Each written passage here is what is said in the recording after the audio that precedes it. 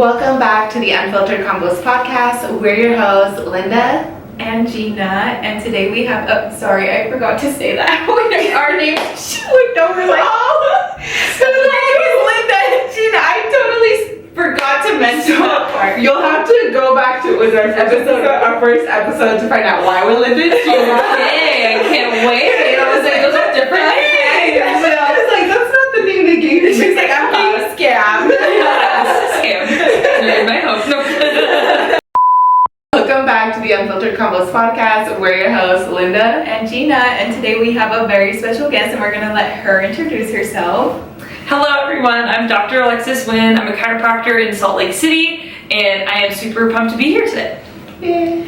Okay, thank you so much for joining us on today's episode. I'm super excited, honestly. The way it all happened, it was, I mean, do you remember how it happened? Yeah, I mean, started talking to you on Instagram, right? And I can't remember if you reached out to me first or if I reached out to you. Mm-hmm. I probably reached out to you. Yeah. My method of getting clients lately.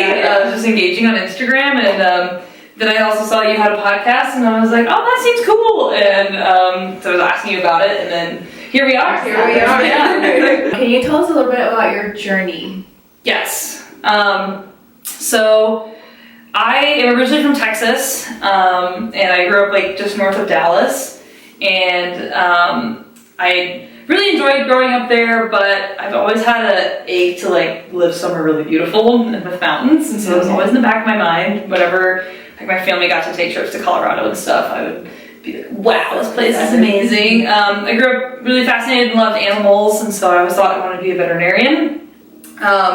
And then I went to Texas A&M, which is a big veterinary school in Texas, and was studying animal science, absolutely loved it, but something in me was like, I don't know if this is what I'm supposed to do. I've worked for a vet for a while, and I just wasn't sure that it was my calling anymore. Yeah. And so then I was having a period of doubt, and I was like, well, what am I gonna do? And it was halfway through college, and my own body and back started hurting a lot, and I was like, ugh. What is going on? And eventually my dad was actually like, hey, why don't you try seeing a chiropractor? And I was like, okay. So then I started seeing one really regularly, and I was just amazed at how good I felt and pretty quickly. Mm-hmm. It's not like I was just, cured in one visit, but I was just feeling so good instantly after I'd leave the office. I remember I would sit in my car for 10 minutes after getting adjusted and just be like, I was like, I feel high. I was like, it's so good. And it got me thinking wow, this is a really non-invasive, quick way, a natural way to heal and feel better. And I noticed I wasn't thinking about pain nearly as much. I was happier, I had more energy. And that was really intriguing to me, so I wanted to do that for other people. Mm-hmm. And I always loved anatomy and physiology too, and so I wanted to do something along those lines. And then I toured a chiropractic school in Dallas and just had a gut feeling that was where I was supposed to be. Yeah, and so then I went to school, a chiropractic school in Dallas, and then COVID hit. And so going to chiropractic school was just super hands-on, and COVID was really weird. And at first I was mad. I was like, what is happening? I was like, but as most things do, it ended up being a blessing because it got me to where I am now, and it led me to seek education outside of the school because school was so limited at that time. And so I'd met some amazing mentors along that time, and that really accelerated my abilities as a chiropractor and broadened my mindset. And then towards the end of my schooling, I had an opportunity to do an internship, and I was like, I don't want to do one in Dallas. I'm gonna look at the ones that are outside of the state. Yeah, or just outside of Dallas in general. So I was going through the list, and I saw Salt Lake City was on there, and I was like, I know they have mountains, I think. So I'd never actually been to Utah before. Interesting. And then the doctor who was running that internship, I'd taken a seminar from, actually during the COVID period. So I was like, oh, I know her, and I like her philosophy and her approach to chiropractic. So I was like, I want to learn more from her. She specialized in pregnancy and pediatrics, and that was something I didn't get a lot of in school, and I knew I would end up seeing those kind of people. Yeah. And I was like, I don't want to be I don't know what I'm doing. Right. So I'm like, I want to know what to do. Yeah. And so then I applied for that internship and got it. It was 3 months at the very beginning of 2022 here. So I just moved out here, didn't know anybody, did that internship, and then ended up getting a job from there, and I worked in Lehigh for like 2 years. And then I guess we'll probably dive into this more, but I had like very, very random idea for me to start a business. In June, I got that idea when I was on a beach in Mexico. And I was like, what better way to get an idea, you know? Yeah. But then it was like another gut feeling of like, this is what I'm supposed to do, even though it's scary to me. Sure. And then I've been open since September of 2024, and here I am. Yeah. That's so cool. That's how many, Like 6 months ago? Yeah. Wow. So not like a That's very, so not a super long time. But did it's you very fun. leave there and come here, like start your own, like you just did it like that from one day to the next? Pretty much, yeah. So I told my boss who I was working for, who was amazing. Like, he was such a great guy to work for, but I was just feeling like it was hard going to Lehigh and back all the time, and like feeling like I had two separate lives almost, so, you know, two separate communities. And being a chiropractor, like you build your practice a lot where you live. It's just easy because you meet people and people are like, oh, I want to go to a chiropractor, you know, and I'm like, hey, I'm 30 minutes away, and they're like, oh, you know, so, exactly. And just a couple other factors made me want to do that. So I told him, and he was super supportive, and he was like, hey, like, what we could essentially phase you out by September. He's like, how do you feel about that? And it was kind of scary to me because I was thinking like 2025 is when I would phase out. Oh, wow. But it was a kick in the pants that I needed to just do it, not think about it so much, because like when you just think about it, you scare yourself. Yeah, you know? right. Like, what if? Yeah. But just doing it was great, and then I just started figuring it out, and so I was phasing out of there in August, and then also setting up here. And then September started, and I was just like, all right, here I am. Yep. And you already had, I'm assuming, some sort of clientele. Yeah, so that was the other like amazing thing, is he was super generous, and he was like, if anybody wants to go with you, they can go with you, which is rare. People don't normally say, hey, you can take like the business, like the my business. Yeah, my business. Exactly. Yeah. But the thing is, like, people are gonna go to who they want to go to anyway. And so him just being super transparent about it, I was like, we'll just let people like be autonomous and make their own decision. It made it really easy. It was like a very easy transition and pretty seamless. There was no drama or anything. It was just like about as good as it could have gone. Yeah, that's honestly. when you know you were at the right place. I definitely was. Yeah. Like it was the perfect place for me to start outside of school. He allowed me to like figure out who I was as a chiropractor, and he was also very supportive, very fair, generous guy. So super grateful for him. His name is Dr. Stephen Rochar. He's in Lehigh. Shout out to chiropractor in Utah County. He's fabulous. So So question, to go into chiropractor school, do you have to have like some bachelor or like some science before you go into school? Yeah. Or how does that work? Right, yeah, because people I don't think know a lot about our education. No? Yeah. So I think it kind of depends on the school. I think some schools you can go into without having completed your bachelor fully, but you have to have a certain amount of basic science credits. It's been a while since I looked at it, so I don't know exactly what the requirements are, but usually they require like anatomies and like microbiology and stuff like that. I personally got my bachelor's in kinesiology, so it's the study of movement, and so I took all the classes. Like I took both chemistries, both biologies, both organic chemistries, genetics, biochemistry, and then like more of the movement specific courses, so like these higher level physiology courses and stuff like that. And so that prepared me super well for chiropractic school, because he like opened a fire hose and was like, here's 28 hours of courses in like 15 weeks. And in college, it's 12 to 18 hours of courses per trimester, and then it was more like upper 20s. And so there's a lot of school. I mean, chiropractic school, you're just like How constantly long is chiropractor? So mine was 3.5 years, and it's like back to back. Like there's no summers off. So it's just, if you had spread that out over summers, it'd be 5 years. Right.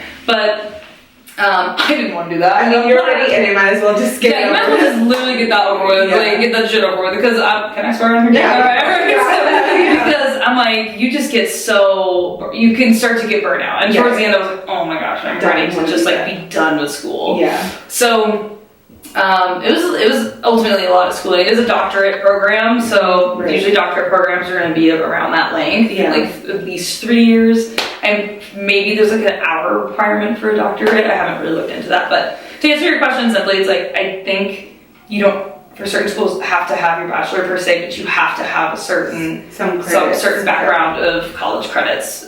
So the reason I think that is because sometimes people find chiropractic really randomly, and they might have taken like business or something that had. Absolutely. Which honestly, business would be really good, probably, for going into chiropractic, but like maybe like an arts degree of some sort, something that wasn't as relevant. And so then they were like, well, as long as you have these like prerequisites, so you have a somewhat of a background in like the advanced material that you're going to go into in chiropractic school, then that makes sense. Yeah.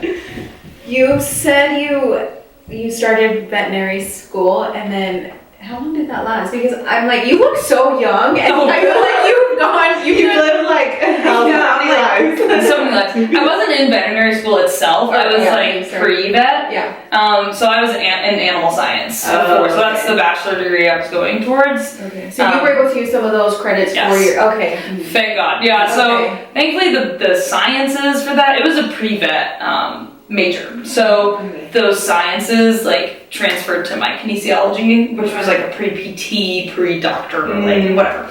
Like just something that's looking to go forward to some other form of schooling, whether it's graduate, master's, or whatever. And so I think between sophomore and junior year when I was deciding to switch, I did lose like 33 credit hours. So that's like basically the whole year. Yeah. But the fine thing was I came in with like 17 or something from like AP tests or whatever.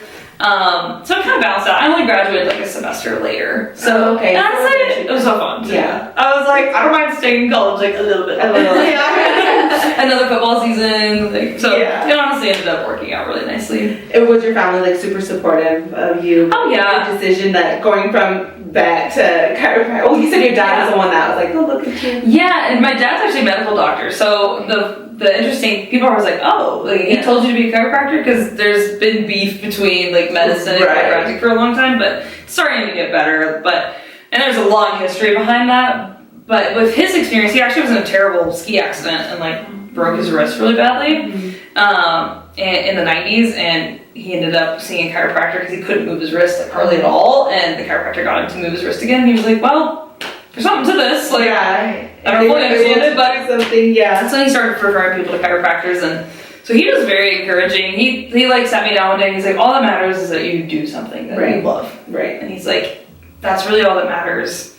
And so that was like really important for me to hear, because like, there was a lot of chatter of just like, oh, are you sure? Like, that's really what you want to do. Yeah. And you're like, okay. Yeah. Like, why not PT? I'm like, why not? Like, I've been like, PTs are amazing, and there's so many different ways they can practice, but a lot of PTs, like, they end up not even working that much with the patient, like, depending on the practice model. Like, they're doing a lot of paperwork and like overseeing things, and I was like, I don't really want to do that. Like, I want to be super hands-on. And there are some PTs who are very hands-on and stuff. So, but I also love the adjustment portion of things. So. Sorry. Just to clarify, PT is a physical therapist. Sorry. Yeah. There's also personal trainers. But when I say that, I mean physical therapist. And like I had been around some physical therapy offices, and it just didn't light me up the same way. Well, I've done physical therapy, and I never worked with, it's like the tech or whatever. Right. It's never exactly with like the physical therapist. Right. And like that's what I had been exposed to. I had never seen a PT who didn't really have a bunch of other staff and like had like their own private like cash practice. That's usually the ones who are going to be working with you directly. It's the cash practice ones. So that was all I knew about for PT. I was like, well, I don't want to do that. Like, I don't want to just be like doing paperwork and working with insurance, like fighting insurance or whatever. Like, well, that's not why I would go to school to help people. Just sit back and like not be able to do that.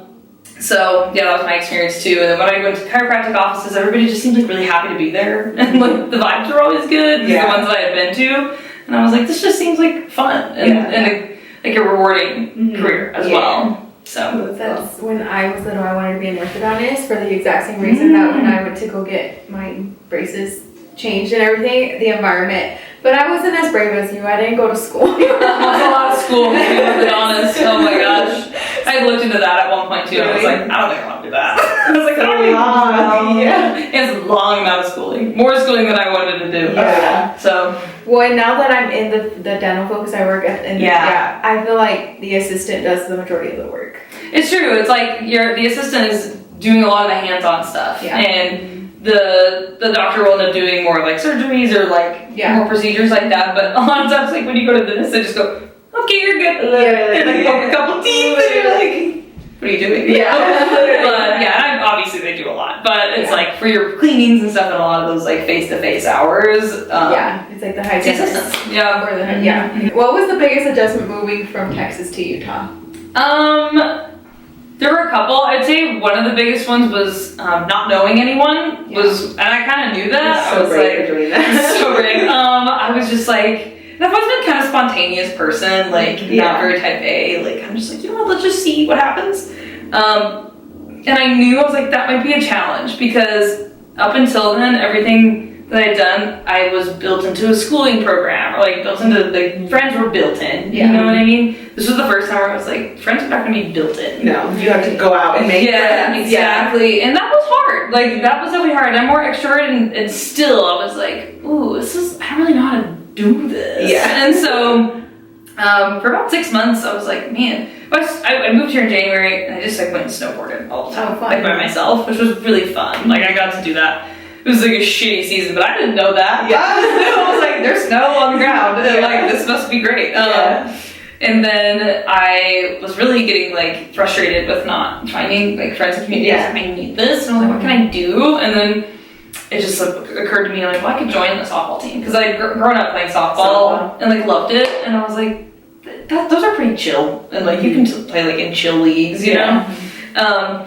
So I randomly signed up for a beehive team around here, and I just signed up as a free agent, so you just get randomly assigned to a team. And this is so funny. I got put in a group text, and they're like, "Okay, we got games like next week." And then they had already been a team last year, and they were just a bunch of random people that got assigned to a team. And one of them was like, "Hey, I'm having a birthday party, but I want to like get a limo and just let me know if you want to come." And I was like, didn't know any of them, and I was like, sure, I'll come. And I was like, why would I say no to a limo? And like, it'd be a fun way to meet them. Yeah. So they like, I lived in basically a cul-de-sac, tiny road, like on the south end of Liberty Park. And they're like, "Hey, we're coming," and I was like, "Okay," and I like come out of the basement that I was living in, and I just see this big old limo just like wedged into the street. And I like open the door, I'm like, "This must be the softball team," and they're like, "Hey, you must be Alexis," and I was like, "Yeah." So that was my first time meeting them, and I was like, "This is pretty funny."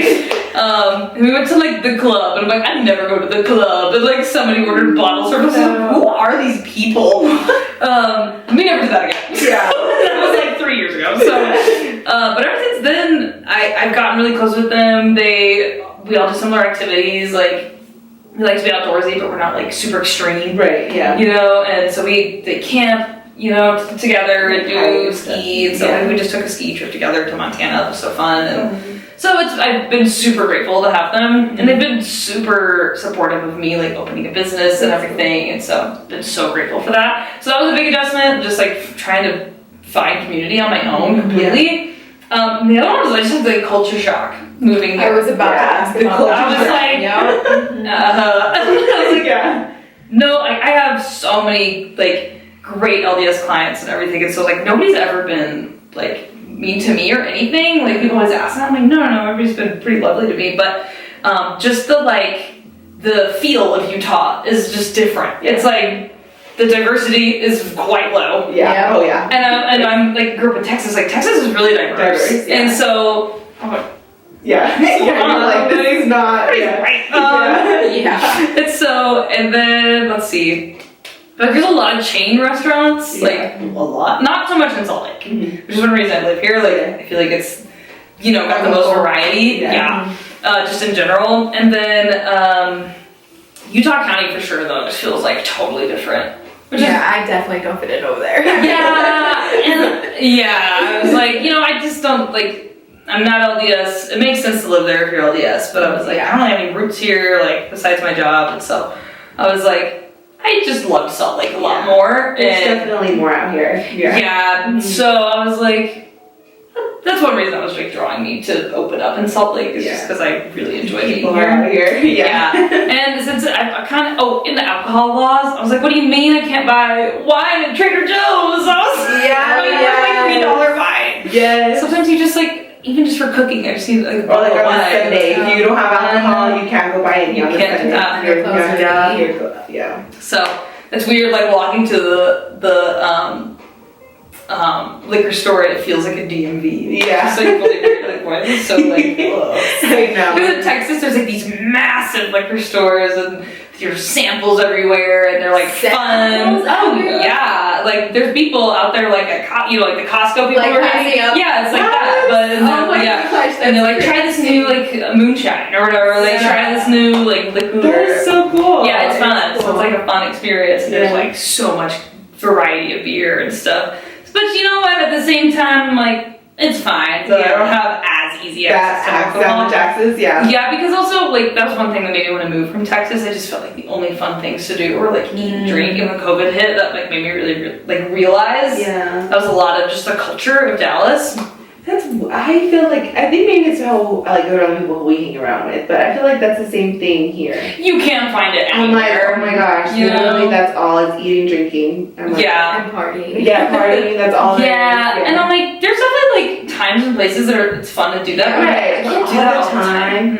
And here I've gotten just like way healthier in that because I can go snowboard, like I can go learn to like hike or go camping. There's more outdoor stuff here. Yeah, there's a lot more to do outside. The softball season is like March through October, you know, and it's because the weather is so nice here. And I'm like, I just freaking love the weather here. The humidity. Gone. No humidity. I'm like, yeah, the humidity out in Texas is wild. Like drowning when I woke up. It's not as bad in Dallas, but where I went to school and like near Houston-ish, it was like, so I'm like, F that. I'm like, yeah, it was good for, it was actually good for my hair, but nothing else. Yeah, I was like, nothing else. So. You didn't feel the difference in your skin once you came though? Oh, yes. Okay. My lips are still chapped. Like, I've never figured out how to, like, there's still like dryness factors for sure, but I feel like I'm just used to it now. Yeah, you just get used to it. You just have to carry your chapstick with you. Literally, I have this like really thick chapstick that I call a glue stick. One of my friends, it looks like a glue stick, and I'm like, I need that thing. Literally, especially when you're snowboarding. Exactly. Oh my gosh, I probably have like a beard tan right now. I like was outside in the sun so much just with my goggles. Yeah. And I like just got burnt like here. And, like, it's such a look. Yeah. That's your look. That's my look. Well, going back to like your family, are you an only child? Like, did you grow up with both parents? Like, Yeah, so I grew up with both parents, very fortunate in that, because I realized a lot of people didn't. And my dad was the one who worked, so my mom got to stay home, which I also realized that's not as common. Yeah. I honestly like the part of Dallas I grew up in was wealthier, I would say, and I didn't really realize that until I got out of it. Yeah. Because there's kind of a bubble in Dallas. It's one of the nicest like suburbs in the United States, and I just didn't realize that. Until you traveled and like lived elsewhere, and I was like, wow, I was like grew up pretty fortunate to like have that and like be able to go do sports and like learn some instruments and things like that. And so, and I have one brother, and he's a year and a half older than me. And we were pretty close, but we also wanted to kill each other all the time. Yeah, that makes sense. As one as So once he like could drive, it got better. Yeah. So, we can't get out of here. Yeah. Especially once we went to college, it was like we never really fought again after we went to college.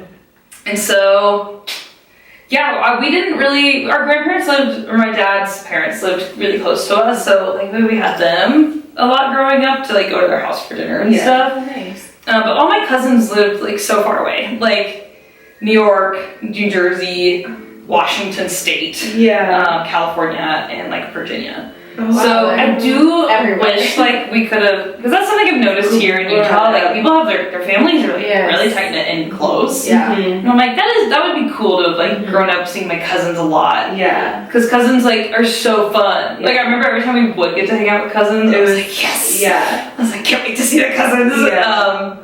And so that like more extended family was more spread out, so we would travel to see them when we could. And my mom was from Virginia, so that's her side of the family. Yeah. And we still go there more frequently. My cousin has a house on a river, and so they call it the Redneck Riviera, where we go and float the river. Oh my god. Yeah. She'll like start drinking beers before we're even there, and she'll like send me and my brother like a score, like Virginia Hokies 1, like Texas A&M 0 or something, or like Longhorn 0, like to our schools that we went to. I'm like, what? There ya? Like, She's pre-gaming. she's pre-gaming like 2 days before we're even there. It's funny. That's cool. But yeah, they're super fun. Like, really fun side of the family. We just didn't get to see them quite as often as like, because they live further away. But still, I'm thankful we were able to travel and see them like yearly or every other year, stuff like that. So what medicine does your dad? yeah, so he's general practice, so he's like the family practice doctor. Yeah. You go see for like checkups and stuff like that. That's so cool. Yeah. I was an MA for family medicine. Oh, okay. Now I'm GI, completely different. Wow. Yeah, that's gotta be really different. Way different, yeah. But no, that's fun. Cool. They're so cool. Yeah. Yeah. Yeah, I got to shadow him a couple times. You never wanted to go into like you're like, I was like, honestly, I was like, some of this is depressing. I was like, and it's just again, so much school. He would tell me about residency. I'm like, I don't want to touch that with his head foot. Such a long time. Such a long time. So grueling, so competitive. Like, your schedule's awful and humane. I have so many friends in residency right now, and I'm like, I don't know how you do this. Yeah. Living. Yeah, literally, how are you living? So I was like, that's not living. I'm like, I don't really want to do that, you know? Like, I just want to go to school, get it done, and be done. Yeah, and I want like better like work-life balance. Right. Some doctors obviously they'll get to that point. Yeah. But there's like so much to do in your like 20s, 30s to get there, and I didn't have the passion to like get through that like most like a lot of people do. Into that. Yeah, if it's not there, I'm like, I'm not gonna get through it. Yeah. Well, and so your dad had your mom at home with you guys. Well, I'm assuming while he was going to school, right? Or did he? So no, I was actually me and my brother were born later. He was in the army as a doctor for a while, and to pay off medical school. So my parents didn't have us until they were in their like mid 30s, I think. Oh, okay. So they had like been married for 10 years before they had us, I think. About 10 years, maybe like 8 to 10. So they lived in Germany at one point. They lived in like Georgia. They lived in Oklahoma, and kind of lived all over. Yeah, they were in Germany like when the Berlin Wall was taken down and stuff. So it was like crazy time in history. Yeah. Like, what? But I like came home from school one day and they're like, "What'd you learn about?" I was like, "Oh, the Berlin Wall." And they're like, "Oh, we have some of that." And I like pulled it out. I was like, "We have some of that." Why do you Just pulls out like the whole like a Ziploc bag with the Berlin Wall in it. I was like, that's crazy. So It's pretty cool. It's pretty cool. What? They could probably sell that for a lot of money. They probably could. I don't even know where it is now. Somewhere though. Yeah. That's crazy. Crazy. That is so funny. So it's just you and your brother. Yep. And what did he decide to do? He is a petroleum engineer, so he is like in the oil field, which is a common thing in Texas for sure. So he definitely one of the smartest people I know. That dude is like obsessed with learning like physics. Is like his jam, and That's so cool. not mine. So he would help me a lot when I took physics in college. And so he he worked in Houston for a while, and then he was out in Midland where there's like a bunch of oil fields, and then now he actually just took a position in Algeria, which is North Africa. Wow. And so he I know, it's crazy, but he's very adventurous, and it gives him the ability to travel every other month. So he works 28 days straight, and then like is off 28 days straight, and they pay for his flights on his off months. And I was like, that's dream. I like dream. Yeah, I was like, do that. So cool. So right now he just went to Colombia and stuff. That is so Like, cool. that's crazy. You should join him whenever you get a chance. You are really blessed to have a family like that that has such a like an educated background, because our parents are both high school dropouts, and so the highest form we have is high school diploma, because to them that was such an accomplishment. Yeah, well, and it is. Yeah. But like after that, it was just like, just finish, and then whatever happened, like whatever you guys do after, like just whatever. But I like sometimes we like talk like, I wish we would have had that like extra push, like you know, yes, just like just go to college, like or do this, or you know. But it was just as long as you get your diploma, you're done.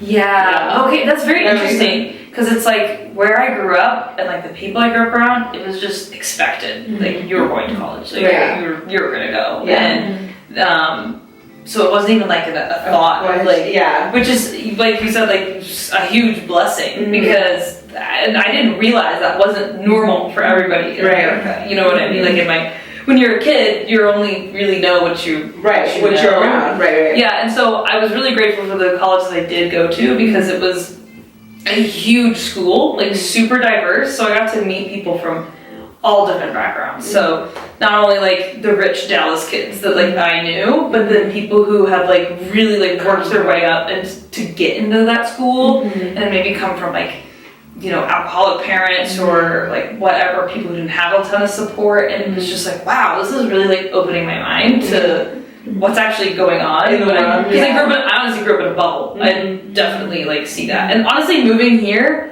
I was like, oh, this is a different bubble. Yeah. I was like, you know what I mean? It's so yeah. There's definitely a bubble here too. And so, yeah, you're so right. Like, I'm super blessed. I'm like, as I've gotten older, I'm like, wow, I am so grateful for the opportunities I was given. I was definitely given, like, had a lot of privilege because well, you know. Yeah, and then also just like you seem like very humble too. Yeah. Like, oh, thanks. Your parents, like actually no. But just like you don't seem like you take anything for granted, and like you know exactly like you were like blessed, but and also just humbled. Yeah, the older I've gotten, I actually like went through a period of like guilt about it, and then I was like, that's not productive either. I was like, it's what I was given, so I'm like, I want to do the most I can do to help people, because you should not feel no guilt. Yeah, it was brief. But it was there for a little. Then I like quickly realized like, well, this is stupid. This is just me like, oh no, I had too much help. You know what I mean? And I'm like, no. Obviously, there were things I like worked on my own too. But like even getting your degree and going to like your parents didn't do that for you, right? Like you had to work your way and go get your degree, and you are where you are now because you put the work in. Yes, like your parents didn't do that, right? And correct. And what I am grateful that they did though is they let me choose what I wanted to do, and I had a lot of friends or people that I knew who their parents were trying to like still control that. Yeah, you know what I mean, and like almost manipulate them with the money or whatever, and be like, you're gonna go to college, but you're gonna do this, and or I'm gonna stop paying for it, right? You know, and I'm like, oh. So my parents thankfully were more hands off in that way, just like just do what makes you happy. Yeah, which is a huge blessing. And so super grateful to like where I've gotten to now, and as I've just gotten older and more aware of, and met more people, it just makes me realize like, oh, I have so much to be grateful for. Right. And like when I started my business, like my biggest fear was the financial aspect of it. I was like, suddenly I'm no longer getting a paycheck. It's all up to me. Yeah. And it was like the least amount of money I'd ever had. And I was like like on my own. And I was like, whoa. This is scary. And I was like, oh shit. And then I got to the point where I was like, you know what? I still have like little, but I'm okay. Yeah. And I just was like, oh, okay. And I was like, that was like great. Hey, no. Sorry, cat wants to mess on my carpet, not his toy. So, not yelling at the listeners. But what the heck was I even saying? Oh, so basically, I'm so grateful for this lesson that I've learned though, because I had never felt that kind of like fear before around being able to support myself, and then I got to the point where I was like, you know what, I can actually have a little and I still have a lot. Yeah. You know? And I was like, ooh, I'm so glad I learned that. Yeah. Because then you're not just constantly worried and like constantly in a scarcity mindset. Yeah. Because that's like a shitty place to live. No, it is. It's so shitty. And sometimes the little, you don't need a lot. Yeah. People make it like, oh, you have to have this, or this and that. You honestly don't. I feel like the more, life is really not that. It's very simple. Yeah.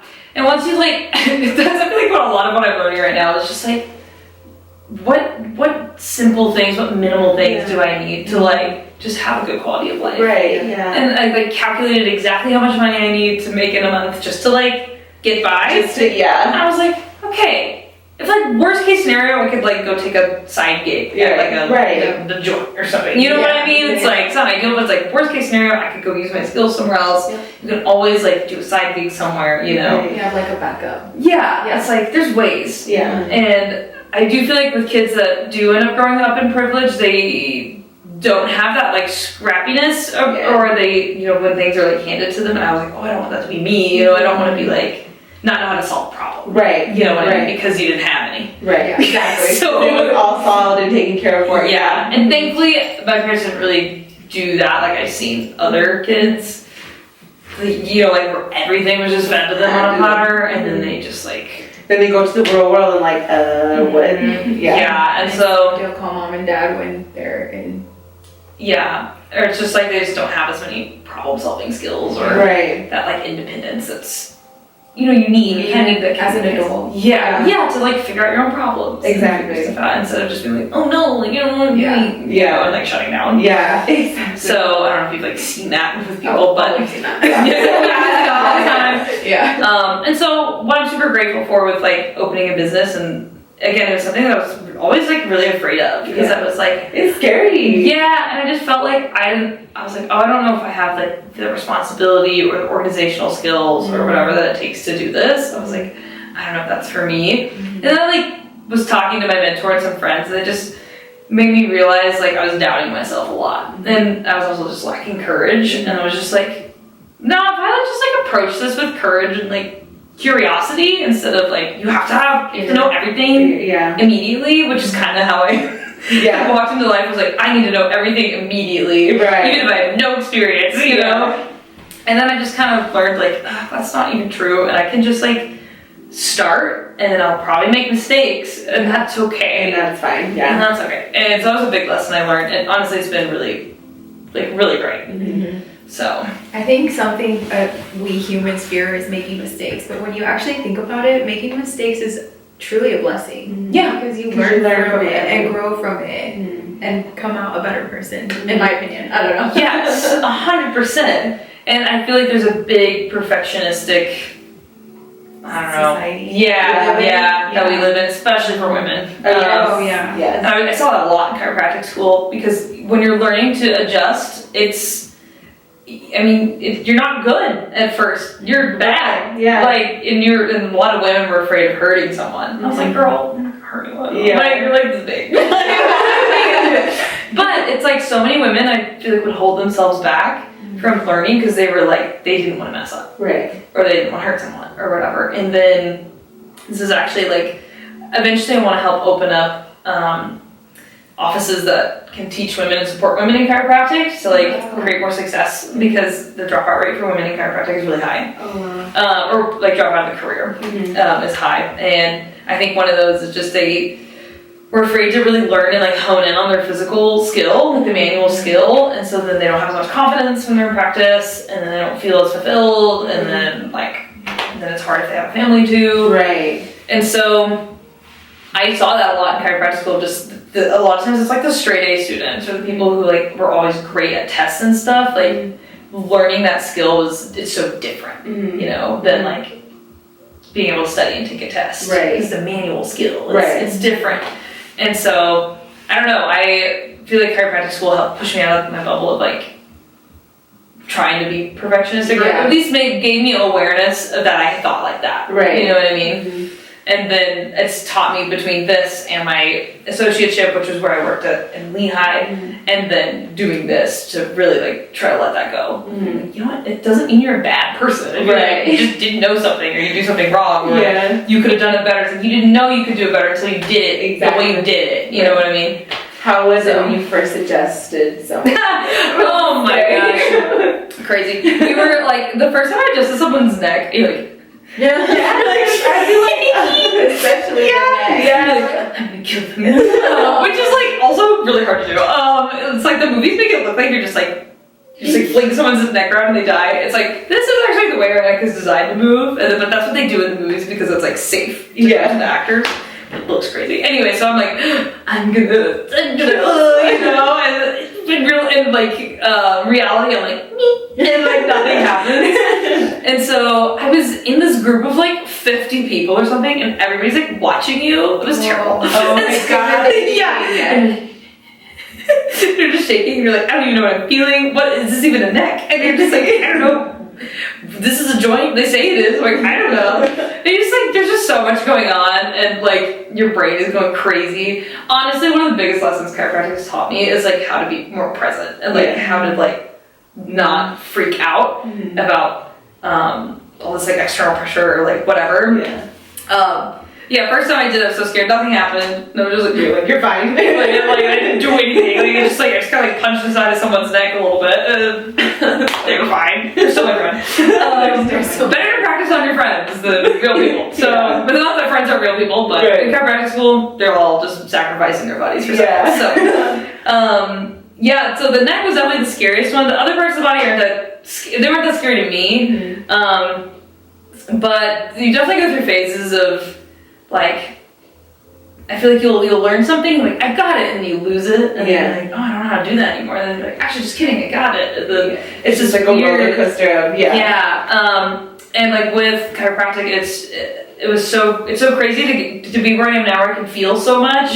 Whereas when I first like touched someone's body, I'm like, I have no idea what's going on. I'm like, what am I feeling? I don't understand. Like, what are you looking for? Like, how do you know that that's supposed to be adjusted? You know, there's like all this stuff, and like the more you do it, the more you do it, the more you actually like, pick up on it. And you're like, that feels normal. That does not feel normal. Like, I did. Every year I tend to go to Mexico with a bunch of female chiropractors and chiropractic students, and we go to the same communities outside of like Puerto Vallarta, and we bring our tables and adjust people for free. And that is super awesome for like students, because then they get like a lot of hands-on experience with supervision.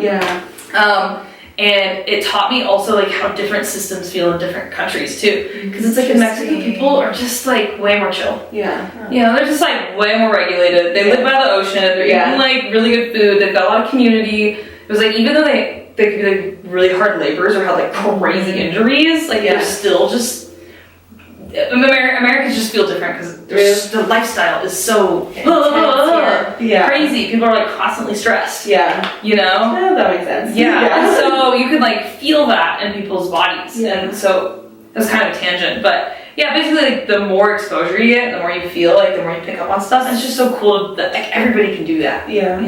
That's great. So the Mexican people that you adjusted, their body isn't as tense as the American people that you adjusted here. I would say Mexicans here.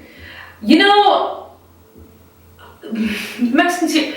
No, I would say it's different, because I feel like the Mexican clients that I have here, or Latino clients I have here, are in the American lifestyle culture. You know, like living it. They're in the like, oh, we got that 8 to 6, you know, schedule. We got to take care of kids. We got, you know, like bills to pay. It's like the chaos. You know? It's here. They might have more community though than a lot of like typical Americans who just like don't have the family structure the same way. It's all Latino cultures. But I feel like in Mexico itself, like their lifestyles are just totally different. And so it's like, obviously there's gonna be some people who are just like, this is a brick wall, but for the most part, I feel like they're so much easier to adjust. And it's just because they have so much less stress on their bodies and on their nervous systems. It's really interesting. That is so crazy. That is interesting, especially because you know they say it's a tougher life in Mexico. That's why you know, they migrate here for that. So for that reason. And I mean, the population I'm going to, they do live on the beach. So I think it should depend where you're going. It probably depends. Like, I haven't been to all of Mexico, but I mean, I do feel like in general, at least the communities that I've seen there, you know, like the average American might be like, oh, they have so little or whatever. But I'm like, nah, they were so generous. Like, they're always bringing us like mangoes and like. It goes back to the whole like. It doesn't, like having so little, like if that's what it is to have like an amazing, like, you know, just like a simple life, having so little, then that's fine. And I also think about it a lot, because I think of like why there's so many mental health issues in the United States and like Western cultures, and I think it's just because we're not really meant for the lifestyle that's being created. There's just way too much. There's just too much stimulation. And there's like too much response. It's almost like, I don't know if responsibility is the right word, but there's almost like an expectation. A lot of expectation, a lot of there's just a lot of shit going on, and I feel like humans were just raised in this simpler, like, yes, it was more dangerous in the sense of like there might be more threats, like animals or storms or whatever. You didn't have the same shelter and like luxuries that we have now, but it was kind of like, oh, there's the threat, but then once it's gone, you can like go back to like chilling. And it's like now there's just constant like minor threat of just like there's always something. Baseline stress. Mm-hmm. And you're not able to just get back into like, oh, the threat's gone, like, I'm good. Yeah. You know? We're always on that go. And that's a lot of the work I do, honestly, is helping people get out of that. Yeah. Because it's like, it gets stuck in the body. Yeah. And your body will yell at you eventually if it can't keep up with the demand. My body's yelling at me. Yeah. Tell me. And it's just because, like, with stress, whether it's like physical, emotional, chemical, or exposed to what we eat, like, if our bodies can't handle it anymore and can't adapt to it, then it shows up as pain at some point, because either the part of the spine's not moving very well, or whatever tissue is like really tight or not getting enough blood flow, or it just gets injured over time, and then it just gets sore and achy, or then it starts to get really painful. Right. It's affecting a nerve or something. It's like shooting, burning, whatever it is. You know, those are symptoms of the language of the body, and it's like it's the body's way of telling us like we've got to do something different. Yeah. I need help. Yeah. Yep.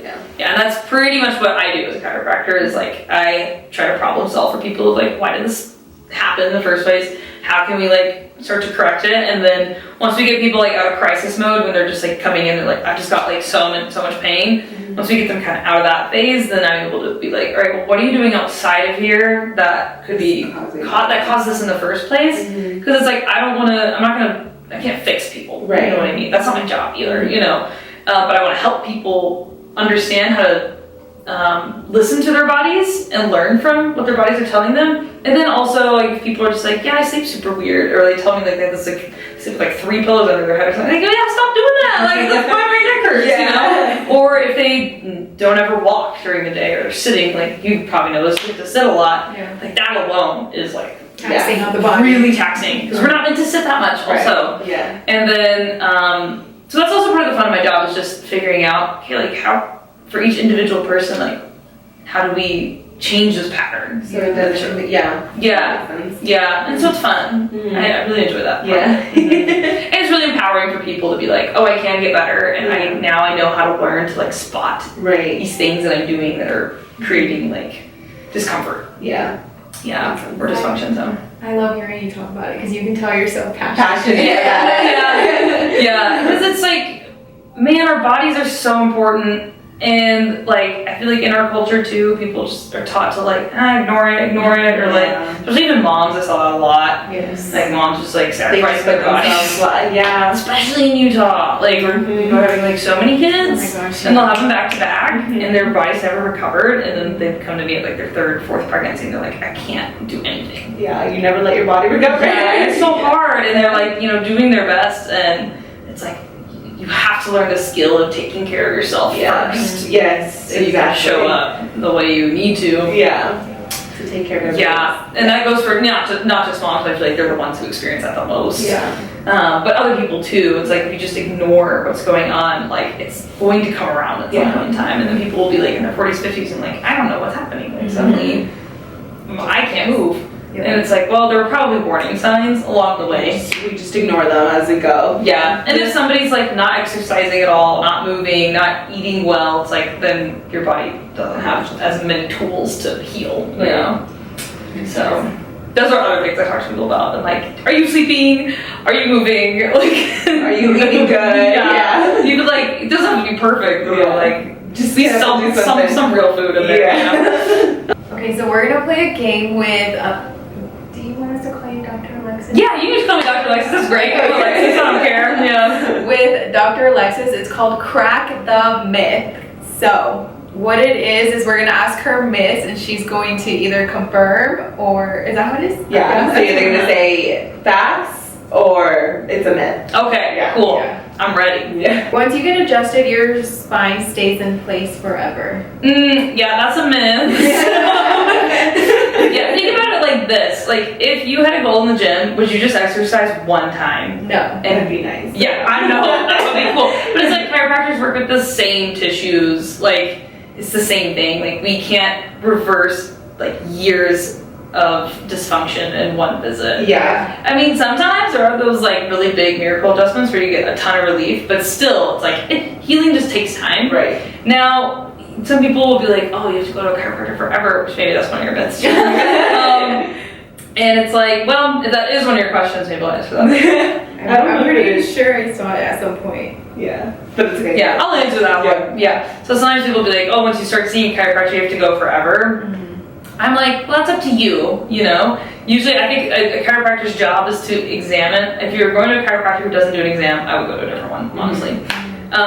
So that way they can track your progress, individualize it to you, and then their goal should be to get you to a point where you're doing really well. And for me, I'm like, I recommend some maintenance care, but it's up to the person at that point. I'm like, whatever is giving you the quality of life that you want, like whether you're coming in like once a month, twice a month, some people still want to do once a week because they have super demanding jobs, or if they even want to come in less than that. I'm like, that's up to you. Whatever keeps you healthy, do that. And because it's like, we're never going to stop experiencing stress. We're never going to stop living and experiencing the things that got us to where we are. First place, yeah. Yeah, and so it's like, once we, get you past your corrective phase, which is where I'm recommending seeing someone more, it's like, why not do the maintenance? Like, you go to the dentist, you get your teeth checked, and cleaned for maintenance. Like, that's just part of life. It's like maintaining things. Yeah, right. You wouldn't just take your car and get its oil changed once. Once after you buy it, yeah. Yeah, that's pretty good, right? Yeah, like, you're fine. It's like, your spine is critical. Like, if you can't move, you don't really live. Right. Yeah. And so I'm like, small price to pay compared to like surgery or something, which might not even work. So yeah, great question. Okay, cracking sounds during an adjustment means your bones are breaking. I'm kidding. Definitely a myth. So all that is, that cracking sound, it's called a cavitation. It's a fancy word for gas is escaping a joint. Oh, wow. So all that is an air bubble escaping a joint, but it just goes pop. Oh, that's cool. That's all it is. So it's like no more significant than any other escaping of gas from the body. So is that what it is when you pop your... Like knuckles is the same thing. Oh, yeah, it's just louder because it's like thinner tissue. You know what I mean? So sometimes some people are really crunchy, like you can hear their pops really loudly. Some people it's like really quiet. As a chiropractor, I'm not going for the popping sound to like confirm whether or not it adjusted. Yeah. I'm checking movement. I'm like, is this moving better? Is this less inflamed? Like, does it, after I did the force input to help, send a signal to the body, like this is how this needs to move, is it actually moving better? Yeah. Because sometimes it won't pop and that means you didn't move it correctly. Sometimes it doesn't pop, but it's still got excellent movement. Oh, okay. That So, makes sense. Yeah. About cracking the fingers. Yeah. Like, is it bad to crack your fingers? No, that's a myth. That's like a urban legend or like something your grandma tells you to like not do. That's fine. It's like not ever going to cause arthritis. Like they've done studies on this, like it doesn't contribute to arthritis. What I wouldn't recommend doing is like constantly messing with them or like twisting them, because the joint really isn't designed to twist that much, because you can't really do that on your own. But I don't even think like any amount of messing with it is going to cause arthritis. They've done studies on this. I would have to find the study, but nah. Well, I guess this one, because I've heard this too, getting adjusted too much is dangerous. Oh, Yes, I've heard this one too. I would definitely disagree, so I would say like you want to make sure you're going to someone that you really trust and you feel like isn't taking advantage of you, because in every profession there's going to be some bad apples. It's going to be the minority, because there's so many people in chiropractic who get into it to help people and want to do their due diligence to help people. But no, it's like there's not going to be like any bad effects of that. As long as the chiropractor is using an appropriate amount of force and is like adjusting correctly for that person's anatomy, it's super safe. Like so safe. The argument that happens there is that you're going to create a lot of like laxity or like stretch out the ligaments. I have never seen that in practice myself, and also I err on the side of being more gentle and really specific. Now, if you're going to someone who's just like using way too much force and then yeah, you might actually feel injured because they might have just used too much force. But I'd say that's more rare, honestly. But yeah, it's very normal in the beginning of care. You're getting adjusted more because we have to establish a new pattern. Yeah. So normally when people come in, they'll get adjusted. They feel pretty good for a few days, and then they start to feel kind of like crap again, or the way that they did before. And so my goal and what determines the frequency of care for me is how long did somebody hold their adjustment. I'm like, so I'm like, if they held for like 2 to 3 days, I'm gonna see them twice a week, probably, until they're holding like 5 to 7 days. Then I can see them once a week, you know, and then once they're doing better than that, then I'm like, all right, we can go down to less, Right. you know? Yeah. So it was kind of a long-winded answer, but I do disagree with that. If you work out, you don't need chiropractor. Ooh, that's a great question. No. So again, just because you working out is phenomenal. I encourage all my clients to work out because strength is so important in spinal health, but it's not the only factor. Right. So the thing is, like, you cannot out-exercise a joint that is not moving correctly. Like, you can't get in there and be like, I'm gonna do a little exercise for my tiny joint. Yeah. You know, like, you can't do that. Yeah. And so I've had so many clients who are like super fit, like they work out a lot, and they do yoga, they do all the things, they take care of their body, and they're still having issues. And I'm like, because if, again, your spine isn't moving correctly, like for whatever reason, there's an injury or something, like you cannot out-exercise that. Right. And so what an adjustment does is it basically like sends a signal to your brain of like how that joint is moving. And your brain is able to then become aware of what's going on. And over time, you're able to like help correct the pattern. So the nervous system becomes more aware of what's going on. And that's what controls literally everything. Right. And there's been a lot of studies that show how adjustments can improve athletic performance, like your reaction times can get better, like the ability to activate the core faster is better because again your nervous system is more aware. So it's called like, and if your core can't activate correctly, you're more likely to get injured because your core is what's protective of your spine. Yeah. And so no, honestly, I mean all professional sports teams have chiropractors on their staff. And it's like because they perform better, they're less likely to be injured, like so that's a great question. Yeah. A good mattress can prevent back problems. For sure. Yeah, I would say that is a fact. I am a huge proponent of like finding a sleep setup that is going to allow you to get restorative, proper sleep and like not have you wake up in the morning like, ugh. Because I do think beds, they be jacking people up. And also, like, in the sense, like, if it's uncomfortable and it's literally creating a pattern in your spine, that's a thing. Also, if it's just uncomfortable and you can't get into a deep sleep, then you're not able to get into a deep sleep and recover. And, like, sleep is critical for being able to adapt to stress, to heal, to be able to just like live life, right? And so, I mean, I even went through this, I had a really shitty mattress and I was like, oh, it's fine, it's whatever. I was like waking up so much in the night and I was like, this is crazy. But it gave me so much insight into how to help people who come in, because sleep is a big thing I work on with people, because if your nervous system, again, can't calm down, can't rest, like you're gonna have a really hard time sleeping. Right. And so once we get better nervous system regulation, people tend to sleep better, eat or digest better, and then heal better.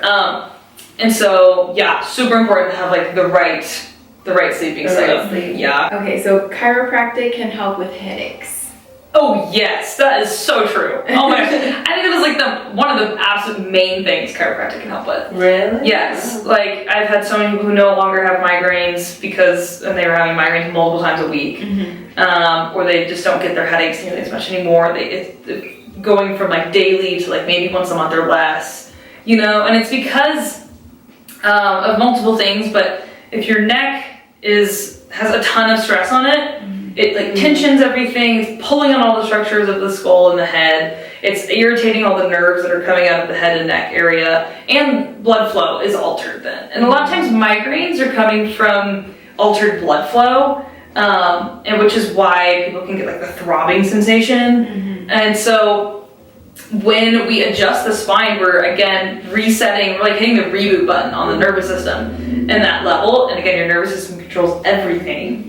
And so if also sometimes like we can correct the curve of the neck, because there's supposed to be a curve in your neck, and a lot of times like because we're looking down so much, people have lost the curve. Yeah. And then when that happens, it puts a lot of stress on the front of the neck. All the tissues in the back are getting super stretched out. And again, it's just more stress and strain on those tissues, and headaches are a symptom of something going wrong, right? Something's not right. Also, even with women who get like menstrual migraines and headaches, it can improve a ton as well. Because once again, we're helping the nervous system regulate, and your nervous system controls a lot of what's going on hormonally, and helps you get into your like rest and digest healing mode of your nervous system, called your parasympathetic. And so that's why chiropractic can help with so much. With headaches, like when people say they have headaches, I'm like, come in.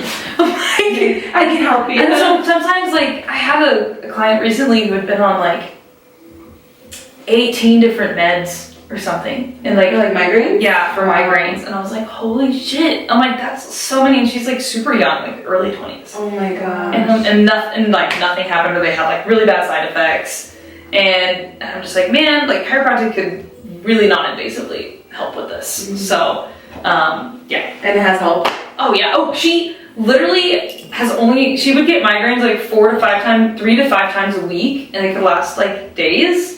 And ever since she started, she's only been in for like 8 visits, I think. She's had 1 migraine, and it was just the first day of her period. Oh wow. That's so cool. Yeah, and it didn't last nearly as long. Yeah. Man, this stuff is so freaking cool. Yeah. And it worked so fast. That's I was so like, awesome. and it's like different for everybody. Right. Everybody's different, but like for her, I mean, when I felt her neck, it was just so tight. It was just so tight. It felt like cables, and I was just like, man, like, wow. there's no way this neck is happy, you know, and everything connected to it. Yeah. And so once we were just able to hit the reboot button, the muscles start to relax, like posture starts to improve. There's way better like blood flow, nerve flow. Like then the body can just do its thing. Right. The body's designed to heal itself. Right. I didn't even notice. It's so funny. What are you doing? It just wants to be. So funny. He's like, start the show. So cute. How did you know where the camera was? Thank you for answering. That was actually really interesting. Yeah. Cool. Yeah. I remember you telling me about the headache because I told you about my migraine, so I think Yes. I definitely need to keep coming because Yeah. It's definitely one of the main things I see help, and it's not like always a cure-all for everybody, Right. but it's just like, man, if your neck isn't functioning well, like that's definitely going to contribute to it. that really has to do. Well, no, because I've always had migraines, but I was gonna say my job definitely probably Yeah. doesn't help that. And also, like, even like when I worked with kids, I mean, literally like birth trauma. Like it could have started in the womb. Like it could have started with birth. Like if there was any kind of misalignment at birth, like it just stayed that way. It's just a pattern that stuck, and then over time it could just get worse. That is crazy. And so it's like that's why kids go to chiropractors a lot. Is for if kids are having headaches, kids should not be having headaches. Kids should not be having headaches. They shouldn't be having pain, really. Yeah. And then they should be able to crawl. Like they should be able to eat well. You know, it's just like those are the things that why people take their kids to a chiropractor. So That is. I should have started chiropractor as a kid. Who knew that? Like, I didn't know that. Like, it's not that common, and it's getting more common, but yeah. Okay, so the last question. Well, okay, 2 more questions. Mhm. What's one thing you hope people take away from this conversation? I hope they just become more open-minded about like chiropractic, because I know there's a lot of opinions on it, and some people are like really heated about it. Oh yeah. But I'm just like, it's not voodoo magic, it's not pseudoscience. Like there's so much science behind it now, like that we can actually measure, and it's just simply put, like if your spine and your body is not moving correctly, it's gonna create extra stress. When we have extra stress, that's when we feel pain and we don't feel as good. And chiropractors are just really well trained to help the body move again, and that can be so fulfilling and helpful for health, you know. And I'm like, that can really like transform lives, you know, without having to do something as drastic as surgery or some type of procedure or like repeated injections that aren't actually getting to the root of the issue. So help people just become more open-minded about it. And then 2, I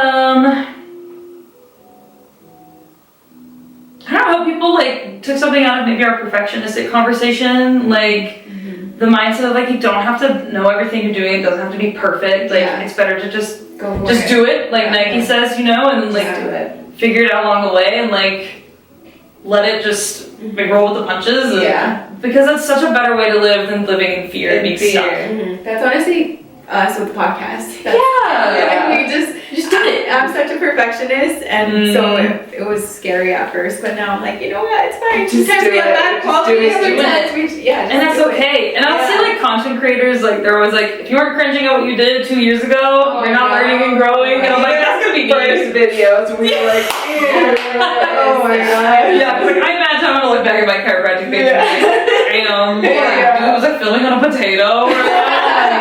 So, but it's just like, that's so much more fun to look at, like make fun of yourself than to be like, I never did it. Exactly. To always wonder. What if? Life's short. Yeah, It's okay to mess up. So the last question that we ask all of our guests is, what do you want people to remember you by or for? Is it for or by? Just like in general? Yeah. That's a great question. I want them to remember that I'm funny. And I honestly want people to be like, oh yeah, like she always like brightened a room and like cared. And like actually listened. Yeah. You know? That's what I'm going for. I want people to feel like really listened to. Yeah. And like whatever experience they had with me, like brought more brightness to them and like more lightness. Yeah. Well, I can tell you that you're already doing it because so funny. Yeah. The first time I met you, I remember I was like, I need to go back. She's so amazing. Like she was so good. Yeah. So cool. I'm very glad you had that experience. It was so fun. I'm so glad thank to have both you guys in here. It's a blast. Yeah. Thank you so much for joining us. Yes, thank you for taking time out of your day to join us. Oh sure. You're a busy woman. I can imagine. But my Fridays are pretty chill. Okay. I structure that with You still purpose. took time out of your Friday to do this with us, so we appreciate it. Of course. This is really fun. So where can people find you? You can find me on Instagram at Dr. Alexis Wien. My last name is spelled W-I-E-N. That's the main social I'm active on. My website is pretty much just my name. It's www.dralexischiropractic.com. And also on Instagram, you can see all the links to all my stuff. That's pretty much the main platform I'm on. Yep. I'll go ahead and link that down below so you guys can take a look, check her out. But that's it for today's video, guys. Thank you guys so much for tuning in. We will see you guys in our next episode. Bye.